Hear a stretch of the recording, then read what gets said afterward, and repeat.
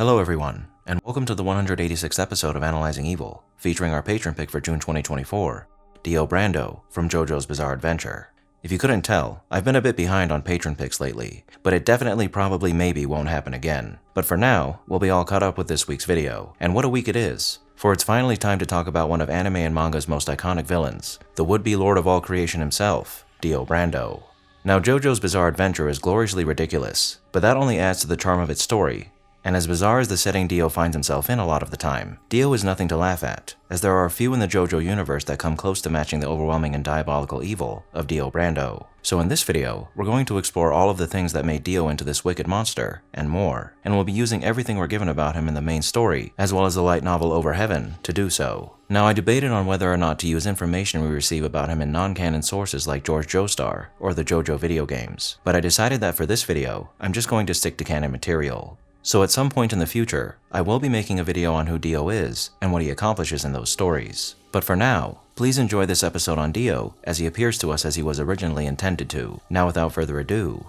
let's begin. In the world we live in, much of who you are, or what you'll become, is decided by the circumstances of your birth. And while your inherent physical and personality traits factor into that, there is nothing more influential on your person than your environment and the people around you. Some of us get lucky, and a silver spoon is thrust into our mouths to calm our cries the moment we're born. And we're blessed with parents who care and provide for us with every advantage a person could ask for. And thus we live lives of affluence and posh decadence. A lot of us don't get that silver spoon, but we do get parents who love and care for us that provide us with a positive environment, and we're still able to enjoy lives of comfort and stability regardless. But then there are those of us who are born kicking and screaming into horrendous environments to even more horrendous people, with our only comforts being the constant rumble resounding from our aching and underfed stomachs, a smack from one's elders, and the harsh realities of a life of struggle and strife. Dio Brando was one such person. Dio was born to Dio Brando and his unnamed mother in the northeastern section of London around 1886 or 1887, an area of the city which at that time was notorious for being an overcrowded, impoverished, and crime-ridden section of London that few who lived outside its borders dared to tread.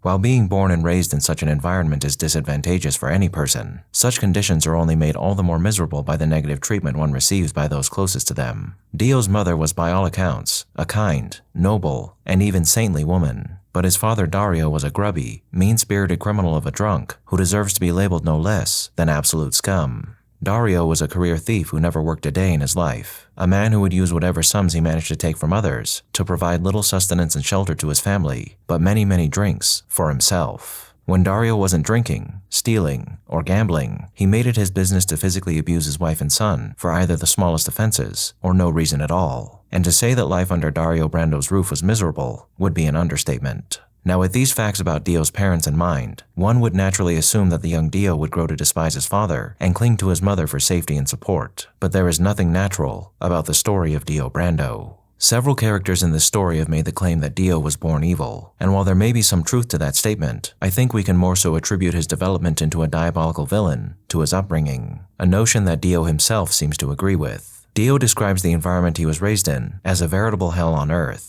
And while he would eventually grow to hate his father, this environment had an interesting effect on Dio's opinion of his parents. Rather than admiring his mother for the kind and virtuous person that she was, Dio resented her nobility and its perceived uselessness in the dreaded world that they lived in. Dio explains in his diary that though he and his mother were often hungry, she would share the meager sum that she earned from working with the elderly and hungry children of the neighborhood, dropping coins plinking into the palms of those less fortunate, or equally as unfortunate as her, even as the sound of her rumbling stomach rang in her ears. Dio's mother was also reproachful of her husband's criminal ways and the constant troublemaking that her son was involved in, and she was often heard telling her boys that they needed to do better and be better so they could become good people that would make it into heaven, advice that often earned her a smack from her husband and spiteful silence from her son. And the abuse she received from her husband would eventually cause her to miscarry 2 potential children. But his mother's obsession with heaven would end up being a very important component of Dio's upbringing that would affect his worldview and plans later in life. But we'll get to that a little later on.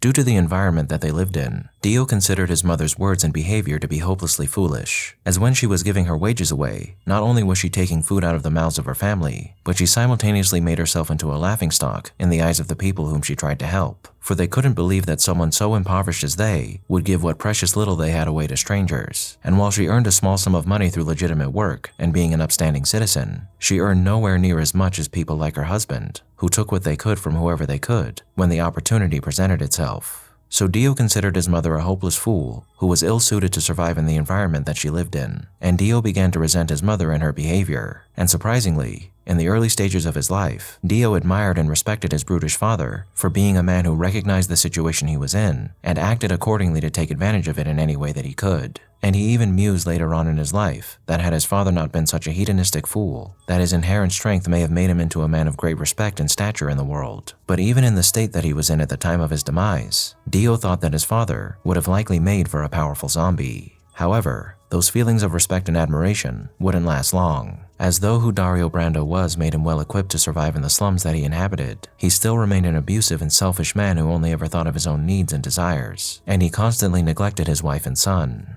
So partly because of who they were, and partly because of the environment he was raised in, Dio grew to resent both of his parents, and the experiences he had with his father's abuse, his mother's noble foolishness, and all the horrendous aspects of an impoverished environment where one had to constantly fight to survive and combat the forces looking to take advantage of them. Dio became a hardened young man who, much like his father, cared for no one but himself and what he could exact from the world around him. A boy who fostered within him a hatred for the scum of the world and the noble alike. Now, even though Dio hated both his mother and father, Dio's resentment of his mother was eventually outshone by his hatred of his father, as along with the beatings he suffered at his hands, Dio was forced to witness his mother being beaten as well. And though he disliked his mother, he didn't believe that she was a woman worthy of such treatment, which contributed heavily to his increasingly low opinion of his father. Not to mention that as he aged, Dio realized that his father wasn't necessarily a strong man taking advantage of the world around him, but a cretin who was just another pathetic and shameful product of his shoddy environment. These feelings would only worsen after his mother's untimely demise, as after her death, the only thing that she had left them to remember her by was a single dress, a dress that his father ended up selling so that he could buy a single bottle of alcohol. To Dio, that was yet another example of just how wretched of a creature his father was, as he was willing to trade something as precious as the only thing left to remind him of his wife for a single night of drunken stupor. But as hardened as he was by his experiences, we're also given one indicator that shows us that, like any person, Dio longed for the love of a parent unburdened by animosity and hardship, as when he comments in his diary on Irina and Joseph's loving relationship and how she cuddled up to him at the end, he mentioned how that's a love that he was never fortunate enough to experience, showing us that Dio is just as human as any other and that his heart longed for the comfort of love that wasn't twisted by his own biases. Dio even remarks at one point in Phantom Blood that if his father hadn't been the bastard he was, then perhaps things would have turned out more favorably for the young Dio. But alas, everything that Dio had experienced in his youth pushed him past the point of no return, a fact that was sealed when he took it upon himself to murder his ailing father via poison that he had bought from the black market merchant Wang Chan when he was just 13 years old, the final straw that pushed Dio into committing these actions being his father's order to sell his mother's dress. This action, more than any other, would end up being the moment that defined the course that Dio would take in life, as not only did his father's murder unlock a desire to kill in him, but on his deathbed, his father handed him a letter that he was to mail to the powerful and wealthy Joestar family. A letter that implored the patriarch of that family, George Joestar, to adopt his son in the event of his demise, and Dario implored his son to go to their estate and claim his inheritance, as he believed that Dio had the brains to become a very rich man. So Dio took the one and only boon he had received from his father in his life, and vowed to do just that, but not for his father, but for himself, and he was going to begin his path towards glory by taking everything from the Joestar family. Now, most of you will be aware of this, but the reason George owes Dario a favor is because a year after Dio was born, Dario along with his wife and child happened upon a carriage accident that took the life of Mary Joestar, the wife of George Joestar and mother of Jonathan Joestar. And while Dario was attempting to pilfer whatever he could from this scene, George awoke and interpreted his attempts at theft as attempts at saving his family. And so George became falsely indebted to Dario, even keeping his promise to return a favor to him after he discovered that Dario was nothing but a common thief. For that is the kind of man that George Joestar was. As fortuitous as this chance meeting was for Dio, who would end up reaping the rewards of this owed favor rather than his father, this encounter with the Joestars was not simply blind luck, but an act of fate. In the JoJo universe, there are often times where we'll find the forces of fate, or gravity as they're sometimes referred to, being decisive factors in the events of this world. Strong, attractive forces that draw people to one another and decide the course of history. One example we're often given later on in this story is that of the attractive forces that draw stand users to other stand users. But before stands became the powerful force determining the fates of not just the central people in this story, but the entire world, there was another force of great power that would do much the same. A stone mask that was crafted long ago by the ancient Aztecs. This stone mask harbors within it an evil power with the capacity to transform its wearer into a superhuman vampire of monstrous strength. And just as the power radiated by the various stands of the world binds other stands to them, this mask must also be drawn to those it deems worthy of inheriting its power. So when Mary Joestar purchased this sinister mask in London, it must have been willed by the mask itself that she be the one to purchase it, and therefore we can assume that it was the mask's will that the Joestars' carriage would crash where it did on their return trip home. For after the disappearance of the Aztecs, the mask was undoubtedly waiting for the time when a being would be born that could use its vast power to its fullest potential. And having sensed the birth of such a babe with the traits of the vicious warriors of old, who would one day become the perfect candidate to inherit its power, the mask ensured that this child's fate would be bound to it by catching Mary's attention and causing this crash, forever binding the fate of Dio Brando to the Joestar family. And so with the tendrils of fate guiding his actions, Dio made his way to the Joestar estate. And though we've been exposed to some of the evil housed within Dio's soul already with the murder of his father, that was only the beginning. In Dio's diary, he remarks that one of the defining characteristics of his father was his hatred of nobles, blaming them for all the misfortune that he and those around him have faced due to their greed and selfishness. Dio took these lessons on the cruelties of the rich and powerful to heart, but it was not until he met Jonathan Joestar that he would truly understand what his father had been talking about. Here is an excerpt from his diary describing his feelings the moment that he met Jonathan. Nobles were despised by even that father of mine. They couldn't be very great people, I thought. And when I met the heir to the Joestar name, the son, Jonathan Joestar, I became confident in those thoughts, unshakably confident. So, you're Dio Brando. When I saw him saying that with a smile on his face, I knew in an instant, intuitively, I knew that I was right, that this boy was an inheritor. He was neither a giver nor a receiver, an inheritor. I immediately became enraged. No, not enraged. I became infuriated. I truly felt like I was boiling with rage. Of course, at this point, I was already devising a means to usurp the Joestar family's fortune, but I was planning to stay quiet and maintain a wait-and-see attitude. Jonathan Joestar was nothing more than prey to me, meaning that I had no expectations for that person, and I at least had no intention to act against him in any way. Towards both Lord Joestar and his son Jonathan Joestar, I intended to be a well-mannered, obedient young man. There is little use in discussing intended plans from so long, over 100 years ago. But if they had succeeded, my plan of usurping the Joestar family's fortune would have perhaps succeeded. That perfect crime may have been realized perfectly. No, it is sure to have succeeded. But I was not able to do that. I succumbed to emotion. And so he did. This boy, who was only a year older than Dio, was everything that Dio was not and wanted to be. He was happy, well cared for, and loved by his family. He had every advantage in the world handed to him and was raised to embody the ideals of a gentleman, a boy who never once felt hunger for more than a few hours, a boy whose clothes were immaculate, a boy whose bedroom was the size of the hovel that Dio had grown up in. Jonathan Joestar was strong, kind, intelligent, and honorable, a boy that was on his way to becoming a man like his noble father, who embodied all that is good and righteous in the world. While Dio was also strong and intelligent, his rearing in the seedy slums of London shaped him into the very antithesis of Jonathan, a boy that was devilishly cunning, exceedingly cruel, and dreadfully ambitious. And indeed, those are the primary traits that make up Dio's personality. But Dio also proves to be vain, self-centered, sadistic, spiteful, haughty, arrogant, merciless, and overconfident, with delusions of grandeur that even have him referring to himself in the third person to enhance his already arrogant attitude. And he became all these things only after suffering the myriad tragedies, misfortunes, and abuse that he had experienced in his short life.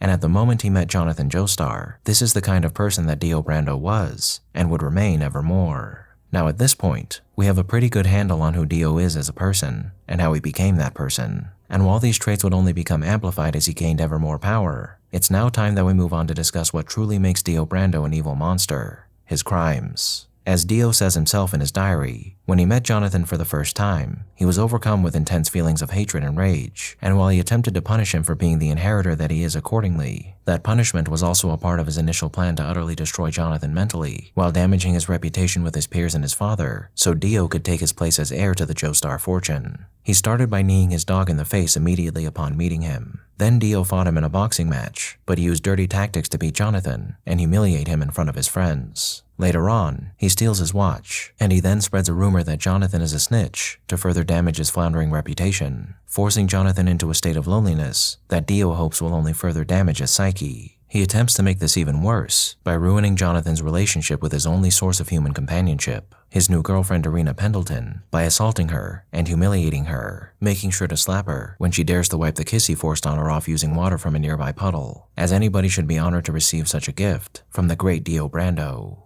This plan backfires on Dio though, as after learning what he did to Irina, Jonathan decides to confront Dio, and with a justice-fueled resolve backing up his fists, Jonathan pummels Dio into the ground, causing him to cry tears of shame and frustration as he draws a knife on his would-be brother, only being stopped from potentially eviscerating Jonathan by the timely interference of their father. Of course, a man like Dio isn't going to suffer such an insult lying down, and so he decides to get his revenge by committing his worst crime since the murder of his father. He takes Jonathan's dog Danny, drugs him, wires his jaw shut, and puts him in the incinerator to be disposed of the next time one of the household servants lights a fire. And indeed, Danny ends up suffering a horrific death. Now throughout all of this, Dio managed to successfully paint himself as a well-mannered young man who could do no wrong, and in that way, his plan to smear Jonathan while boosting himself up at the same time in the eyes of George Joestar was partially successful. However, as Dio noted in his diary, trying to hurt Jonathan in this way was not the only mistake he ever made, but it might have been his greatest. In his eagerness to hurt Jonathan and see his plans quickly come to fruition, Dio acted rashly and immediately drove a wedge between himself and Jonathan, forever damaging his reputation in Jonathan's mind and leaving whatever dark designs he had vulnerable to the suspicions of a man who would never fully trust him. Emotional responses to any situation are natural, and they can certainly be helpful depending on the emotion. But when we're talking about the darker emotions that can consume a person's mind, unless you have a great handle on those emotions and know how to harness them for your own benefit, they're more often than not hindrances to any plans that you may have concocted. And such is the case with Dio. If Dio hadn't acted so cruelly to Jonathan in the first months of his residency at the Joestar estate, in all likelihood, his plans to usurp Jonathan and take the Joestar fortune for himself would have gone off without a hitch if he had taken his time. At two different points during these escapades though, Dio does realize that his emotions are hurting his plans, as he does reprimand himself for losing his head over a girl when he slaps Irina, and he recognizes after he's killed Danny that his anger is only harming his plans, and so he proceeds to attempt to become Jonathan's friend rather than enemy over the next 7 years. But the damage had already been done by the time he had made these realizations. But whether or not Dio had a real say in whether or not he acted this way is another matter, as we always need to be mindful of fate and its effects on a person's actions in this universe. For when Dio and Jonathan fought, some blood got splattered on the stone mask, briefly revealing its secret to the both of them, and this revelation would set the stage for Dio's transformation into a demonic god.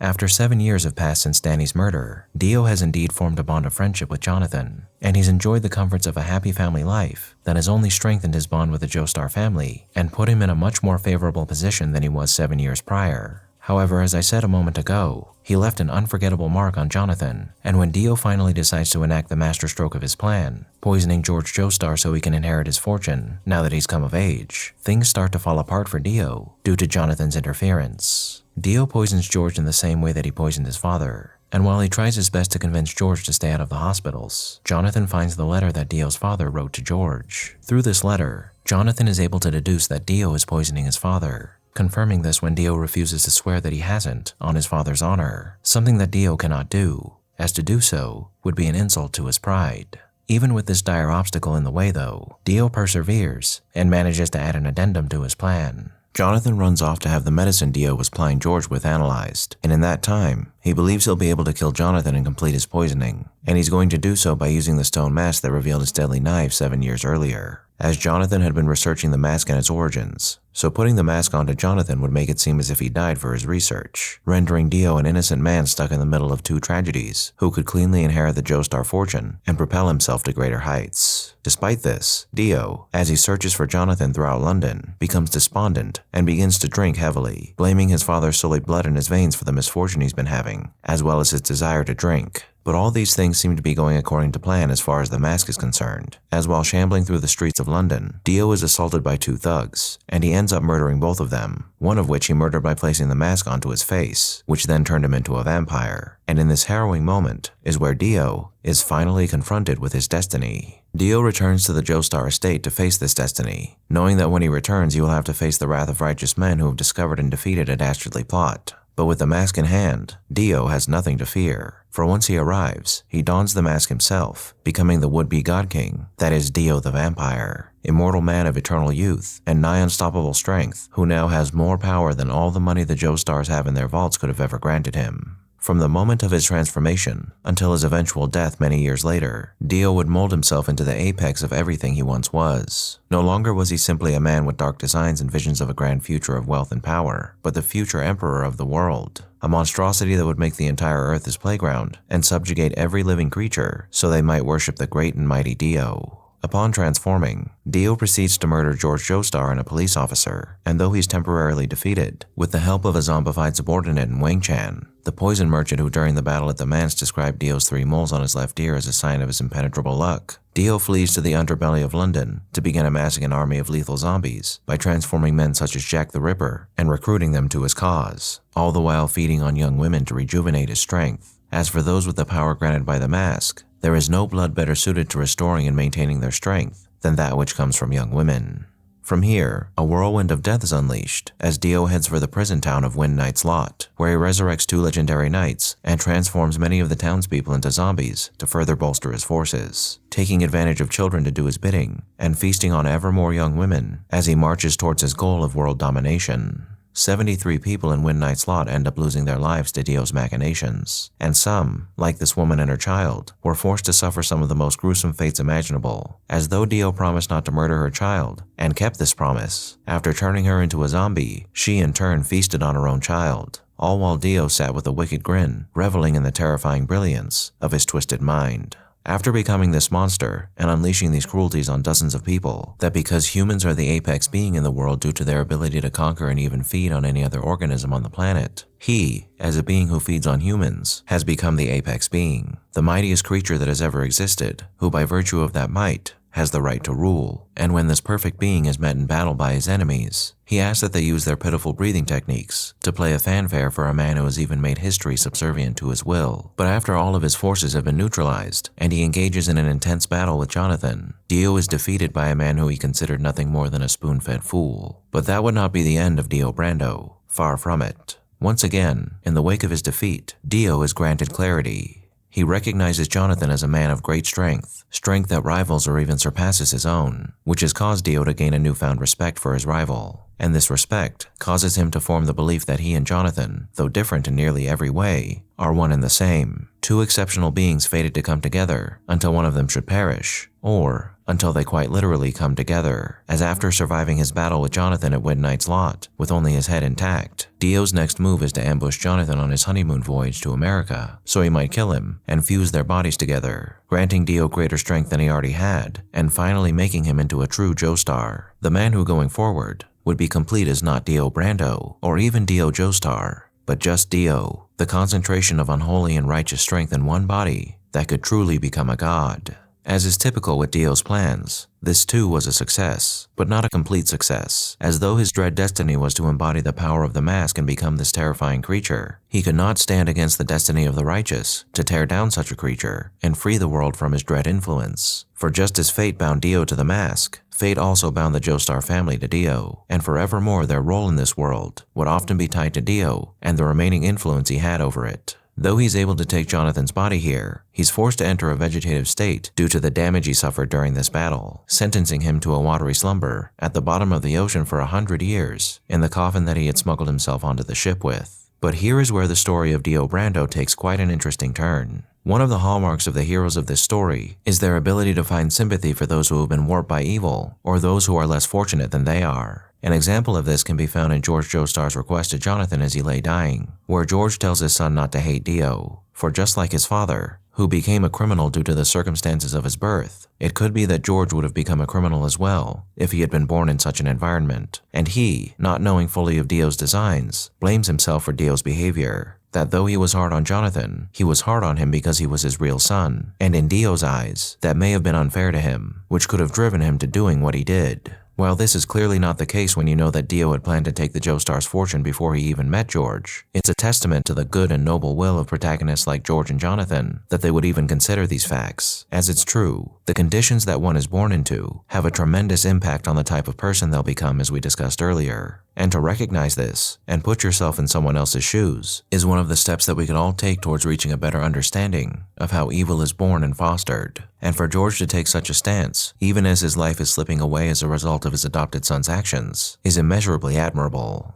But as admirable as that may be, sometimes people go past the point of no return, and having too much sympathy or pity for the horror that a person has become can, depending on each case, be more detrimental to staunching their evil ways than it is helpful. Such is the case with Dio and Irina Pendleton, now Irina Joestar, because when Dio took Jonathan's body and entombed himself in that casket, Dio did not make it into that casket of his own volition, but was placed there by the grieving Irina. Irina chose to do this because 1. Dio had taken the body of her husband, and she wished to give him as proper of a burial as she could, and 2. Because she, taking pity on Dio in much the same way George did, still believed that he was capable of becoming a good person, and so she implored him that whenever he should awake, that he become such a good person, so he could make it to heaven. Now, I've already mentioned how Dio's mother often implored her son and husband to become good people, so they might make it to heaven. But not until he was revived 100 years later would Dio actually attempt to understand what his mother was talking about, after he remembered Irina asking him to do the same thing. Is the goal of making it to heaven an intrinsic need for humans that one should strive to reach at all costs? What is this heaven? Is it solely the realm reserved for the pure-hearted that one ascends to when they die, or is it something else? All good questions that Dio would eventually find an answer to,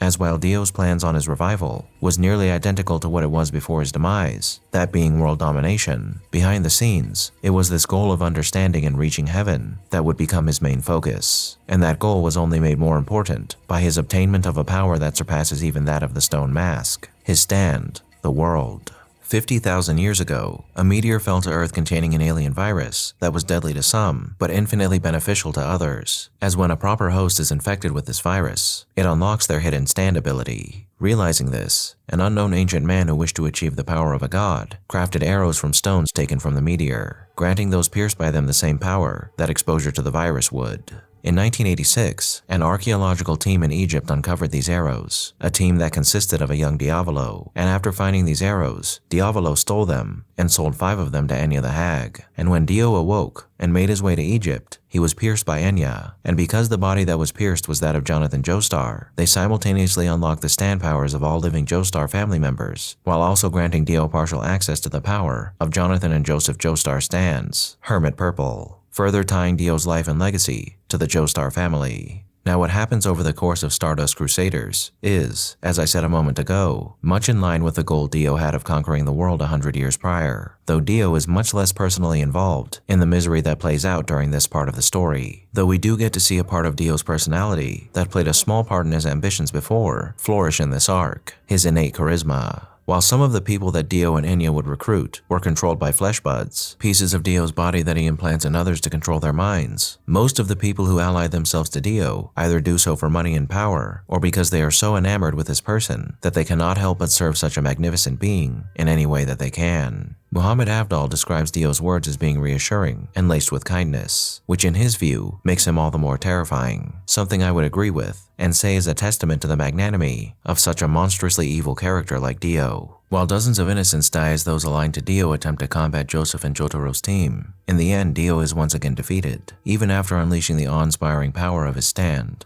and this time, Dio was defeated for good. But now that we've reached this point, we can talk about something that was arguably more evil and more impactful on this world than Dio's own actions when he was alive, his influence over others, and the mark that he left on the world. If we examine what happens after both of his deaths in chronological order, we find that the first person impacted by Dio's influence was George Joestar II, son of Jonathan and Irina Joestar, as George's life was ended by one of the zombies that Dio had created. But it's what happens after he's finally defeated for good that is a testament to the overwhelming evil of Dio's actions. One of the more glaring examples is what happens in the town of Morio in Japan. When Dio was recruiting people to his cause in Egypt, he recruited a man by the name of Mansaku Nishimura, But because he didn't trust Mansaku, he planted a flesh bud within his body to better control him. When Dio perished, that flesh bud burst and transformed Mansaku into a monster who would regenerate any wounds inflicted upon him, essentially locking him into eternal torment. While Mansaku was apparently not the greatest man, as he routinely abused his two sons and worked for Dio, it's not necessarily Mansaku's transformation that's tragic here, but what his son Keicho would do to free him from his eternal prison. Because Mansaku was effectively immortal, Keicho decided that it would be best if he, after inheriting an arrow from Enya, tried to transform people into stand users so they might manifest a power that was capable of killing his father. Among the people he pierced with the arrow were Yukako Yamagishi, Anjuro Angelo Kadagiri, Rohan Kishibe, Tamami Kobayashi, Toshikazu Hazamata, and Akira Otoishi. Now Yukako, Rohan, Tamami, and Toshikazu each caused some significant trouble to the heroes of this arc, but they eventually became protagonists in their own right. Angelo and Akira, however, are a different story. Angelo was a career criminal who had made a reputation for himself as the most depraved criminal in all of Japan, and after he survived his hanging due to the power he received from the arrow, he proceeded to kill 7 people and use the bodies of a few others to commit various crimes in Morio, eventually targeting Josuke and Jotaro when they began investigating him so he could kill them and continue his spree, but he was eventually stopped by the pair and turned to stone.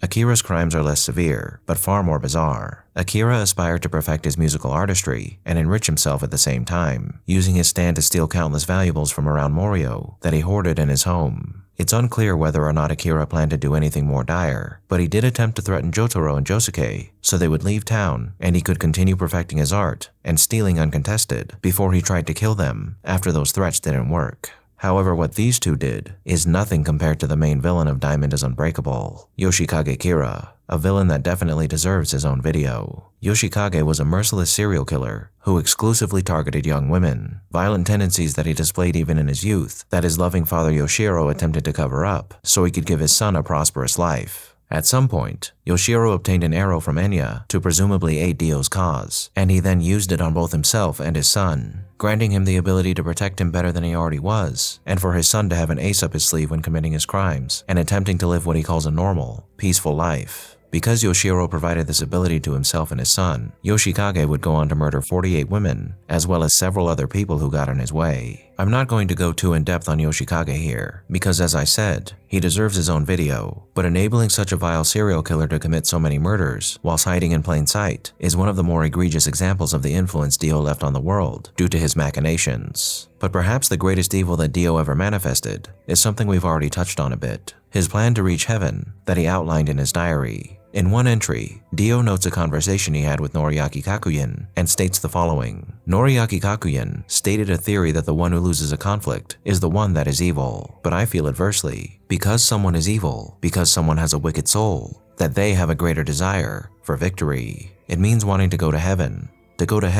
and be happy, the desire to be a true victor. This is an interesting bit of philosophy from Dio, as I've often commented on how evil is derived from selfishness, and when you keep that in mind, it would make sense that those who adhere themselves to evil have a strong desire to obtain what they believe will make them happy, and so Dio's realization that his evil ways have led him on a course to achieving the ultimate happiness, that being heaven, makes a lot of sense. But again, what exactly is heaven? For every person, what heaven means is surely different, but after pondering for some time what heaven actually is, Dio finally realized what heaven means for him after speaking with one of his subordinates, Boingo, the young boy with a stand that had the power to predict the near future. When asking Boingo what he would do if he predicted his own death, or the death of his elder brother, Boingo responded that you can prepare for that future, which makes such a revelation a gift rather than a burden. From this conversation, Dio reasoned that heaven is the future, and because to reach heaven is to reach a state of true happiness, he came to the conclusion that happiness is knowing what that future will bring, granting the one who knows their fate the peace of mind that Dio believed was the true goal of living. So Dio began making preparations to evolve his stand, which could control time for a few seconds, into a greater power that would allow him to reach heaven by seeing into the future. It's unknown really how Dio formulated this plan, but I think it's safe to assume that after relentlessly studying all he could about the stands, the arrows, and contemplating his life and ambitions for 100 years beneath the ocean, that he somehow discovered a way to obtain his own version of heaven. Dio's plan stipulates that if he were to go to a proper area, that being the location of the Kennedy Space Center in Florida, use a 14-phrase password he formulated from a lullaby his mother sang him as a child, and sacrifice 36 sinful souls with the help of a friend that didn't have desire for power, hunger, fame, or lust, a friend who holds God's laws in higher esteem than he does man's laws, in other words the laws of Dio, who considers himself a god, that he'd be able to transform his stand into the ultimate power in the universe that could transcend even time itself. The 36 souls bit is interesting, as Dio came to the conclusion that he would need this amount of people by pondering the nature of good and evil and how they manifest in each person. He theorized that within each human, there is a ratio of good and evil, and if you were to use the number 10 to symbolize the absolute maximum of either that a human can contain within their soul, then the ratio of good and evil in an average human would be 5 units of good to 5 units of evil, with absolute good people like Jonathan Joestar containing 10 units of good, and an absolutely evil man like Dio having 10 units of evil. Because completely evil souls hold a great power within them, he needs 36 of them to total 360 units of evil to ascend his stand beyond its capabilities. The number 360 is important because, as we can see when Pucci realizes this plan many years later, we're given this panel in the manga that fully explains what his plan will accomplish: a complete revolution of the universe from its originating singularity point back to that same point. Or in other words, a complete 360-degree revolution back to the point where a universe is born. And this revolution would then allow whoever controls this power to create a new universe for themselves that completely fulfills their idea of what heaven is. However, Dio realized that in order to overcome his destiny and make it his own, he would need to overcome the Joestar family, and because he had been defeated in the past by them and continued to suffer losses to them during the time he was writing this diary in Stardust Crusaders, Dio decided to form a contingency plan. Rather than just being a place for him to record his thoughts, Dio made this diary into an instruction manual, one that he designed for the friend who was destined to help him achieve his goals. And he also fathered several children with women who were the opposite of his mother, in the hopes that one day they'd be useful components in his plan to obtain heaven. The children are another interesting aspect of Dio's legacy, as because he fathered them with women who were far from saintly, each of them suffered horrendous upbringings that would shape their lives much as Dio's own upbringing shaped his. Those children being Ungalo, Donatello Versus, Richiel, and Giorno Giovanna. And the former 3 would indeed become valuable components in Dio's plan, but perhaps the only good to ever come from Dio came from Giorno, who, though being Dio's son, more so embodied the traits of the Joestar line, taking on more of Jonathan Joestar's genetic makeup than he did Dio's. But of course, it would not be these 3 that would see Dio's plans come to fruition. That honor goes to the only true friend that Dio ever made, Enrico Pucci. Dio began his friendship with Enrico not long after his revival when he was searching the world for a suitable candidate to become his friend, granting Enrico the boon of a healed club foot that he had had since birth, and the arrow that would eventually unlock his stand. After making many trips between Egypt and America, and conversing with Dio about many esoteric matters, Enrico became the godly man turned friend that Dio needed. And knowing that Enrico was the key to his plan's success, he granted him one of his bones that could be used in the event of his death to revive a part of his essence to assist Enrico in realizing their plan. The only problem is that Dio did not have enough time to give Enrico his diary before he was defeated in Egypt, with the only person who learned of its contents, Jotaro Kujo, burning it after he had committed it to memory. So after orchestrating the imprisonment of his daughter in a Green Street prison over 2 decades after Dio's demise, Enrico obtains a memory disk from Jotaro using his stand Whitesnake and learns of the contents of Dio's diary, finally putting in motion the plan that he had dedicated his life to all those years ago. Using this knowledge, as well as Dio's bone, Enrico succeeds, and the initial effects of his obtainment of this monumental power are staggering and horrifying, with many people perishing as his control of gravity sends them hurling to their deaths, or eviscerating them in other ways. And as his stand continues to evolve, time begins to move at such an accelerated rate that it affects everything in the world, from the accumulation of dust to train schedules, and who knows how many millions, or perhaps even billions perished, as Enrico prepared to use his stand to do the unthinkable, create an entirely new universe, one where every single being in it would know exactly what their futures held. In this way, you could argue that Enrico did not actually kill anyone, because almost everyone who died was revived in this new universe. But even so, the incalculable suffering that he caused before doing so is not something that should be taken lightly. Now, at the end of this story, Enrico's plans are foiled by Emporio, and another new universe is created in the wake of his demise, a universe that's seemingly bereft of any of Dio's influence, which is fitting considering his goal was to bring the universe back full circle so he might create his own. But what ended up happening is that Dio's life experienced a full revolution, ending before his birth to make it so that Dio Brando, the monster that tried to conquer the world, and even the very universe itself, never even existed at all. Now we're going to sum up Dio and his evil in just a moment, but now that we know what it would have done, let's take a second to evaluate Dio's heaven plan. Interestingly enough, Though there's much death involved in the realization of this plan, it would seem that at the end of it, Dio would have not only achieved his version of heaven for himself, but the whole world. And if indeed knowing one's fate is to know heaven, then wouldn't this plan actually be an overall net good, despite all the evil that went into creating it?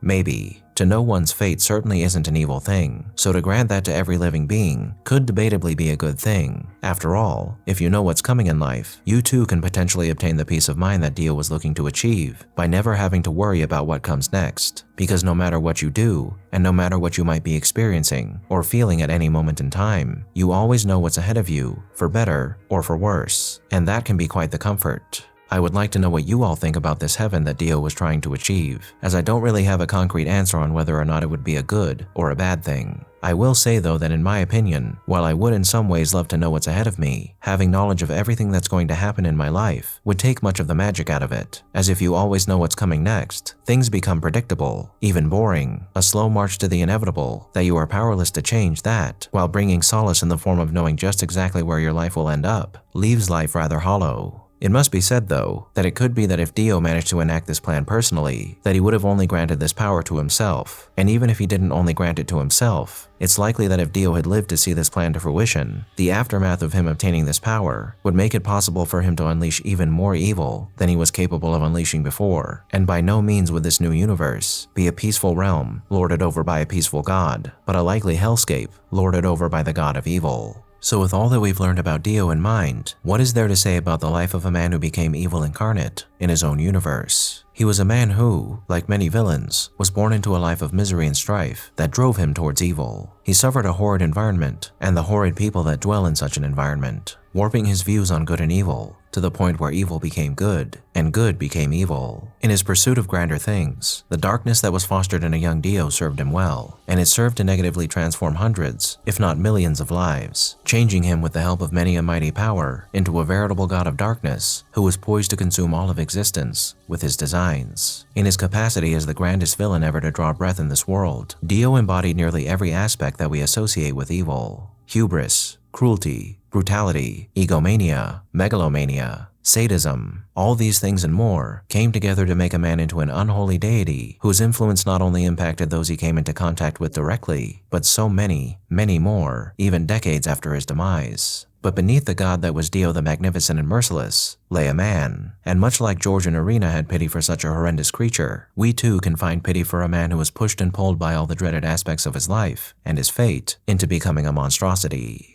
In his diary, Dio remarks at one point that perhaps he is destined to see hell rather than heaven, and in his twisted mind, he even considers that going to heaven might be the same thing as going to hell, but he then states that hell would still be better than the town he grew up in. And that is the perfect summation of Dio's character, for he was a boy who experienced hell, a hell that he desperately wished to free himself from no matter the cost. And in order to escape hell, Dio made himself into the manifestation of hell itself, a man who wished to be, and was without a doubt, pure evil. Thank you all for tuning in to this episode of Analyzing Evil, and I hope you've enjoyed. What are your thoughts on Dio? Let me know down below, and leave a suggestion for a villain you'd like to see featured while you're at it. If you like this video, hit that thumbs up button, and make sure to subscribe if you haven't already. A big thank you to all of my subscribers, my patrons, and anyone who's decided to honor me with a super thank. And a most vile thank you to those whose names you're seeing on screen now.